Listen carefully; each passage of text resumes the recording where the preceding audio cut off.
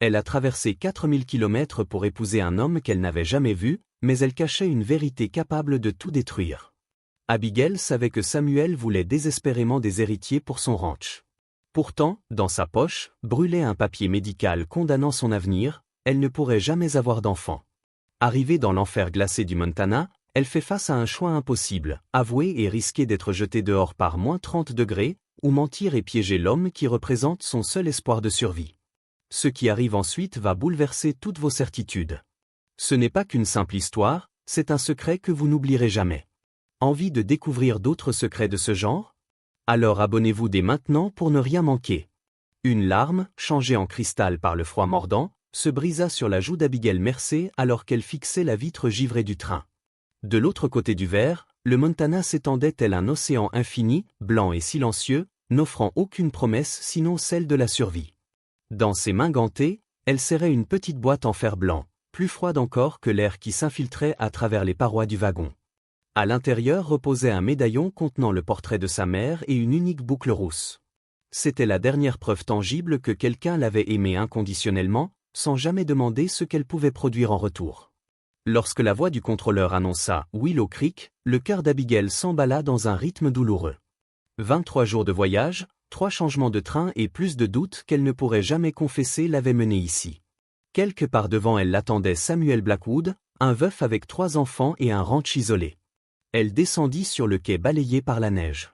Le vent coupa instantanément à travers son manteau élégant de Boston, une étoffe de ville tragiquement inutile face à la brutalité de l'hiver de l'Ouest. Il se tenait à l'écart, une silhouette imposante vêtue d'une lourde peau de mouton. Samuel Blackwood retira son chapeau en approchant, révélant des cheveux cuivrés touchés par le gris aux tempes et des yeux d'un bleu perçant. Il était plus jeune qu'elle ne l'avait imaginé, et plus beau qu'elle ne l'aurait voulu, car l'espoir est une chose dangereuse pour une femme qui porte un secret comme le sien. Il n'y eut nulle chaleur dans son accueil, seulement une évaluation pragmatique. Il l'examinait avec une précision chirurgicale, comme un fermier jugeant la robustesse d'une bête de somme avant l'achat, son regard s'attardant sur sa silhouette modeste avant de revenir à ses yeux. « Bienvenue sur le territoire du Montana, mademoiselle Mersey, dit-il d'une voix grave. C'est une terre dure, mais juste. » Abigail ne put décider s'il s'agissait d'un accueil ou d'un avertissement. Il l'aida à monter dans le chariot, ses mains fortes mais distantes, et étala une lourde peau de bison sur ses jambes. Ce petit geste de confort pratique dénoua quelque peu l'angoisse dans sa poitrine. Alors que les chevaux s'élançaient, elle osa briser le silence pour demander des nouvelles des enfants. Une lueur indéchiffrable traversa le visage de Samuel. « Ils sont impatients », admit-il, fixant la route blanche. « Surtout Emma. Elle a 4 ans. Depuis votre lettre, elle ne parle que de l'arrivée de sa nouvelle maman. » Ces mots firent l'effet d'un étau sur l'estomac d'Abigail.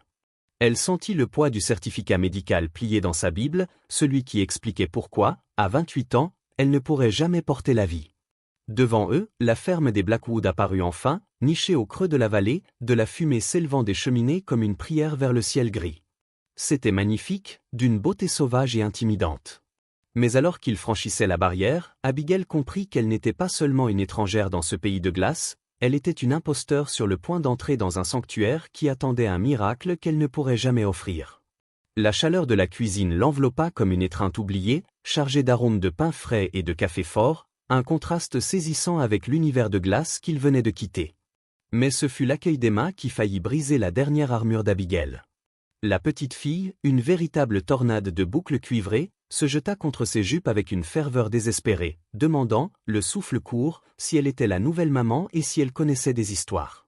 Derrière ce tourbillon de vie se tenait Charlie, un garçon de 8 ans dont la peau était si pâle qu'elle en semblait translucide, et Olivia, l'aînée de 10 ans. Cette dernière restait en retrait, les bras croisés, observant la nouvelle venue avec la méfiance d'un juge ayant déjà prononcé sa sentence. Abigail vit dans leur regard un besoin immense, un gouffre affectif qu'elle désirait combler, mais son secret lui nouait la gorge. Une fois les enfants envoyés à l'étage, le silence retomba lourdement sur la maison, seulement troublé par le crépitement du poêle en fonte et le tic-tac monotone de l'horloge sur le manteau de la cheminée. Assise à la table en bois brut, ses mains serrant une tasse de café brûlant pour se donner une contenance, Abigail regardait Samuel lire la lettre du médecin qu'elle avait finalement osé sortir de sa Bible. L'air entre eux devint électrique, suffocant. Lorsqu'il abaissa enfin le papier et releva les yeux vers elle, Abigail ne vit aucune colère, ce qui fut pire encore. Il y avait là une déception froide, purement pragmatique. Stérile. Il prononça le mot sans cruauté apparente, mais comme on énonce un fait immuable, telle une sécheresse qui condamne une récolte avant même les semailles. Abigail sentit la honte lui brûler le visage, murmurant des excuses pour son silence, pour cet espoir qu'elle avait laissé fleurir sur un mensonge par omission. Samuel secoua la tête, repoussant le papier du plat de la main. Pour cet homme de la terre, le mariage n'était pas une romance, mais une fondation. Il cherchait une partenaire pour bâtir une dynastie, pour donner des fils à cette terre impitoyable qui reprendrait l'œuvre après son départ. Une femme incapable d'enfanter était, à ses yeux, une promesse vide, un outil brisé. « Je repartirai », proposa-t-elle, la voix tremblante mais digne, cherchant à rassembler les miettes de sa fierté. Samuel se leva et se tourna vers la fenêtre où la tempête reprenait de plus belle, effaçant le monde extérieur dans un tourbillon blanc. L'école était fermée jusqu'en avril, aucune diligence ne risquerait la traversée. Elle était piégée par l'hiver autant que par son destin. Il trancha alors dans le vif de leur vie avec une efficacité redoutable, elle resterait 3 mois. Non pas comme épouse, ni même comme fiancée, mais comme une aide domestique, veillant à l'instruction des enfants en échange du gîte, jusqu'à ce que la fonte des neiges permette son renvoi vers l'Est. Abigail hocha la tête, le cœur en miettes. Elle avait traversé un continent pour trouver un foyer, et ne trouvait qu'un sursis humiliant dans une maison où elle était déjà de trop. La nuit, dans cette maison inconnue, ne fut pas un refuge. À peine Abigail avait-elle fermé les yeux que le silence glacé fut brisé par un bruit sinistre et rauque. Une toux sèche, aboyante, qui résonnait comme une plainte à travers les planches du plafond. Charlie. N'écoutant que cet instinct que la médecine avait déclaré inutile en elle, Abigail enfila sa robe de chambre et se précipita dans le couloir obscur.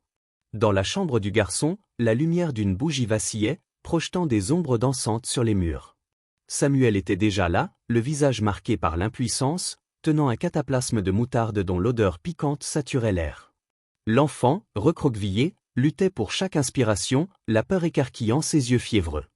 Les méthodes de Samuel étaient celles d'un homme habitué à la rudesse du bétail et des éléments, efficace peut-être, mais brutale. Abigail s'avança, non comme une invitée, mais comme une femme qui savait que la douceur est parfois le remède le plus puissant. Sans demander la permission, elle écarta doucement le père. « Il a besoin d'humidité, pas de brûlure », murmura-t-elle, sa voix calme tranchant avec la panique ambiante. Elle commanda de l'eau bouillante, prépara une infusion de thym et de miel, et créa une tente de vapeur au-dessus du lit du petit. Ses gestes étaient précis, fluides, hérités d'années à soigner sa propre mère. Peu à peu, la vapeur chaude dénoya la poitrine de l'enfant. Les sifflements terrifiants s'espacèrent pour laisser place à une respiration plus profonde, plus paisible.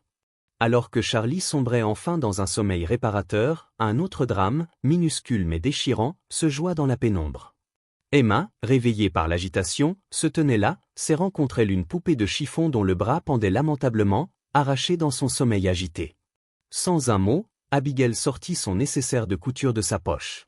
Sous la lumière faible de la bougie, elle s'assit et commença à réparer le jouet avec une minutie sacrée. Chaque point d'aiguille semblait recoudre bien plus que du tissu, elle tissait un lien invisible, réparant ce qui avait été brisé dans cette maison bien avant son arrivée. Dans l'ombre du couloir, Olivia observait, silencieuse et grave. Elle ne s'approcha pas, mais pour la première fois, son regard avait perdu son hostilité tranchante pour laisser place à une curiosité prudente. Et Samuel, adossé au chambranle de la porte, regardait cette étrangère qu'il avait jugée inutile quelques heures plus tôt. Il voyait ses mains, non pas vides d'enfant, mais pleines de tendresse et de compétence. Elle avait sauvé la nuit de son fils et séché les larmes de sa fille. Abigail n'était peut-être pas la mère qu'il avait commandée, mais en la regardant bercer la poupée réparée, il comprit qu'elle était une force vitale dont il ne pourrait peut-être pas se passer aussi facilement qu'il l'avait cru. Les semaines s'écoulèrent, non pas comme le sable filant dans un sablier, mais comme la neige s'accumulant silencieusement sur le toit, étouffant les bruits du monde extérieur pour mieux amplifier la vie à l'intérieur. La table de la cuisine se métamorphosa en salle de classe. Là où régnait autrefois un silence masculin et austère, la voix d'Abigail s'élevait désormais, déclamant des vers de Shakespeare ou guidant la main hésitante de Charlie sur son ardoise de calcul. Une chaleur domestique, tissée de leçons et de rires étouffés, commençait à dégeler les murs de la maison Blackwood. Pourtant, la nature sauvage du Montana n'était jamais loin. Un après-midi, alors que le soleil perçait enfin les nuages, un cri perçant déchira la leçon de géographie. Abigail se rua vers la fenêtre pour voir Emma reculer, terrifiée, face aux herbes hautes près du porche. Sans réfléchir, sans une seconde d'hésitation pour sa propre sécurité, Abigail sortit en courant, ses jupes relevées. Un crotale, enroulé sur lui-même, faisait vibrer son avertissement mortel à quelques centimètres des bottines de l'enfant. Abigail s'interposa brusquement, faisant rempart de son propre corps, attirant l'attention du reptile sur elle. Avant que le serpent ne puisse frapper, une pelle s'abattit avec une violence précise. Samuel, surgi de l'écurie, avait tranché la menace. Mais alors qu'il serrait sa fille tremblante contre lui, ce n'est pas le serpent mort qu'il regardait, c'était Abigail, pâle mais droite, qui avait couru vers le danger au lieu de fuir. Le danger, cependant, ne rampait pas toujours dans l'herbe. Parfois, il arrivait à cheval, vêtu de drap fin. Peu après, 3 cavaliers pénétrèrent dans la cour. À leur tête, Hargrove, un propriétaire terrien aux ambitions voraces, venait réclamer des droits sur le ruisseau qui irriguait les terres de Samuel. La tension monta instantanément. Samuel décrocha son fusil, le visage fermé, prêt à défendre son bien par la force. Abigail vit la main des hommes de main d'Hargrove glisser vers leur holster. La violence était imminente, une étincelle suffirait. Olivia, reste avec les petits, ordonna doucement Abigail. Lissant sa robe, elle franchit le seuil du porche, non pas avec une arme, mais avec une armure faite de courtoisie urbaine et d'une assurance glaciale. Elle se plaça aux côtés de Samuel, posant une main légère sur son bras tendu. « Monsieur Hargrove, quel plaisir de rencontrer enfin les voisins », déclara-t-elle d'une voix claire et cultivée, celle d'une maîtresse de maison recevant des invités mal élevés. Les enfants m'ont en parlé de la solidarité de cette vallée. Les hommes se figèrent, désarçonnés par cette civilité inattendue qui rendait toute agressivité soudainement vulgaire. Hargrove la dévisagea, cherchant une faille, mais avant qu'il ne puisse répliquer, la porte moustiquaire claqua. Emma courut vers eux et s'enroula autour des jambes d'Abigail, défiant les cavaliers du regard. « C'est notre nouvelle maman », lança la petite fille avec une fierté féroce. Elle est restée. Les mots frappèrent l'air froid comme une sentence. Samuel resta immobile, mais Abigail sentit la tension quitter ses épaules. Elle n'était plus une employée, ni une étrangère. Face à l'ennemi, elle était devenue le bouclier de cette famille. Hargrove, réalisant qu'il ne pourrait intimider un homme soutenu par une telle force matriarcale ce jour-là, toucha le bord de son chapeau avec un mépris poli et fit demi-tour. Le silence qui suivit leur départ n'était plus vide, il était chargé d'un respect nouveau, lourd et précieux. La fête au village bruissait de violons et de rires, mais pour Abigail, l'air semblait raréfié, chargé de regards en billets. Elle avait passé des heures à préparer les enfants, lissant les rubans d'Olivia et domptant les mèches rebelles de Charlie, espérant que leur apparence impeccable ferait taire les rumeurs. Mais le venin trouva son chemin. Margaret Fletcher, drapée dans une soie coûteuse et une cruauté mondaine, s'approcha avec un sourire qui ne montait pas jusqu'aux yeux. « Quel dommage », dit-elle assez fort pour que les têtes se tournent. Un homme comme Samuel, qui rêvait d'une grande lignée, affublé d'une terre aride. C'est une tragédie, n'est-ce pas, d'être une femme incomplète ? Le monde d'Abigail vacilla. La honte, brûlante et familière, lui monta aux joues. Mais avant qu'elle ne puisse s'effondrer ou fuir, un petit mur se dressa autour d'elle. Olivia s'avança, le menton haut, une guerrière miniature. « Miss Abby nous enseigne les étoiles et les mathématiques », déclara-t-elle d'une voix qui tremblait de rage contenue. Elle a soigné Charlie quand le médecin dormait. Emma attrapa la main d'Abigail et ajouta, féroce, et elle fait le meilleur pain du monde. Elle n'est pas incomplète. Elle nous a nous. Margaret recula, le sourire effacé par cette loyauté inattendue, humiliée par ceux qu'elle pensait plaindre. Mais la victoire fut de courte durée. Au moment où ils quittaient la salle, le ciel s'ouvrit. Un orage d'une violence biblique s'abattit sur la vallée, transformant le chemin du retour en un bourbier dangereux. Lorsqu'ils atteignirent le ruisseau, ce n'était plus un cours d'eau paisible, mais une bête rugissante, brune et écumante. Le pont de bois gémissait sous la pression du courant. « On doit traverser à pied, le chariot est trop lourd », hurla Samuel par-dessus le tonnerre. Ils s'engagèrent sur les planches glissantes. Soudain, un craquement sinistre retentit. Une poutre céda. Charlie, déséquilibré, glissa dans le vide. Son cri fut avalé par le tumulte des eaux. Sans une seconde d'hésitation, Abigail se jeta à genoux et plongea ses bras dans l'eau glaciale, agrippant le manteau du garçon alors que le courant cherchait à l'emporter. Le poids de ses jupes trempées la tirait vers le fond, le froid lui coupait le souffle, mais elle ne lâcha pas prise. Elle sentit ses propres doigts glisser, ses forces l'abandonner. C'est alors qu'une main d'acier se referma sur son poignet. Samuel, allongé dans la boue de la rive, les tirait tous deux avec une force surhumaine, les yeux ancrés dans les siens. Il les hissa sur la terre ferme, où ils s'effondrèrent, haletants, trempés, emmêlés dans une masse de membres tremblants. La pluie battait leur visage, mais la chaleur de leur corps pressés l'un contre l'autre était brûlante.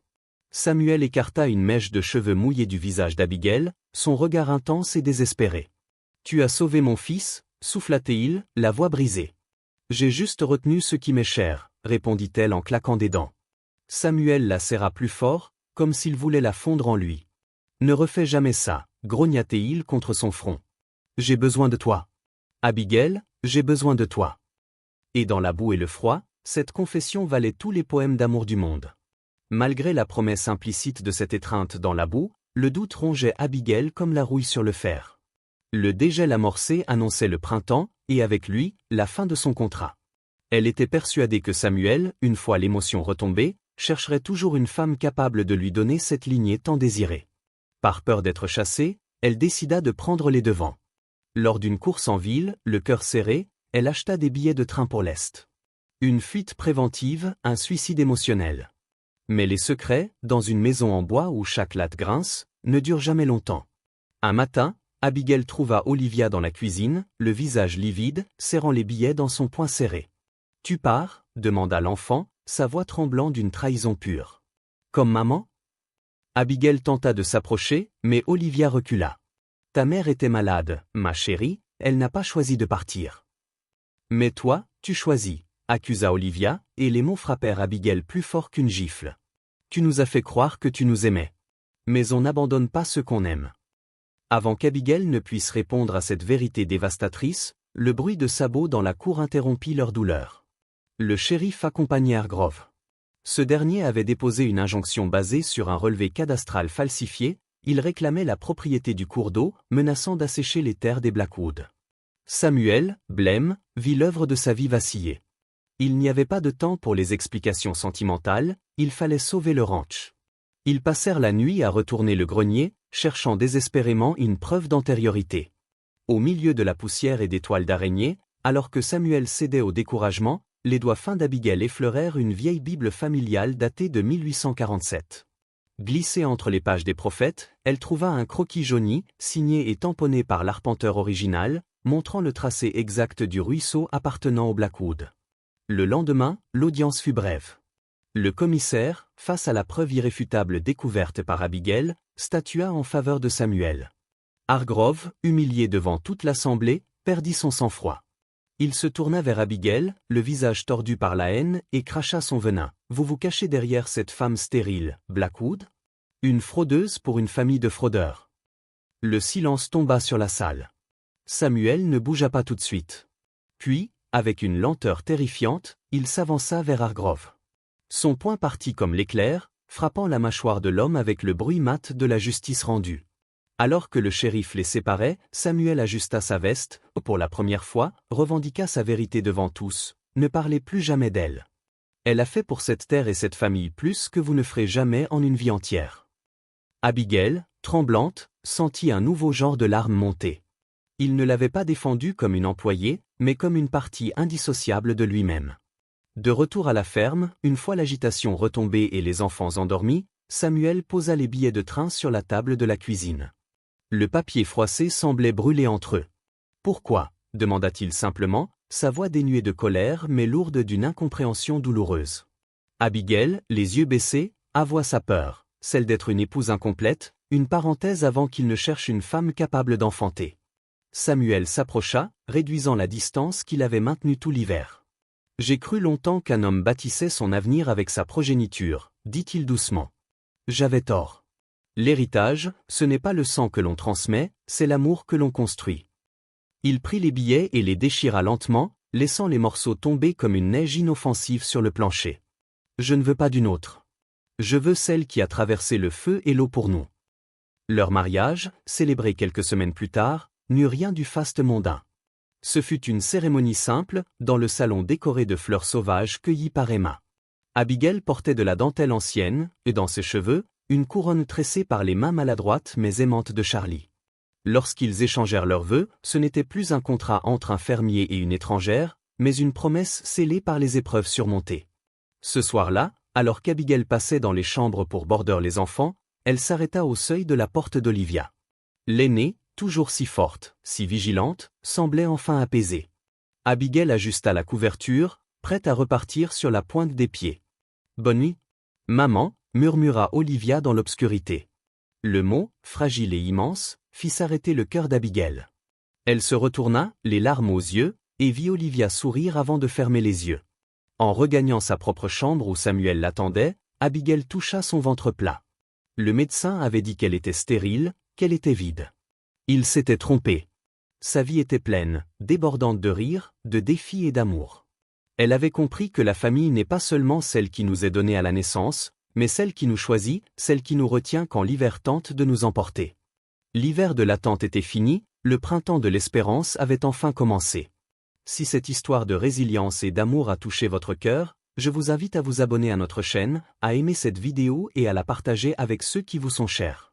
D'autres récits émouvants vous attendent.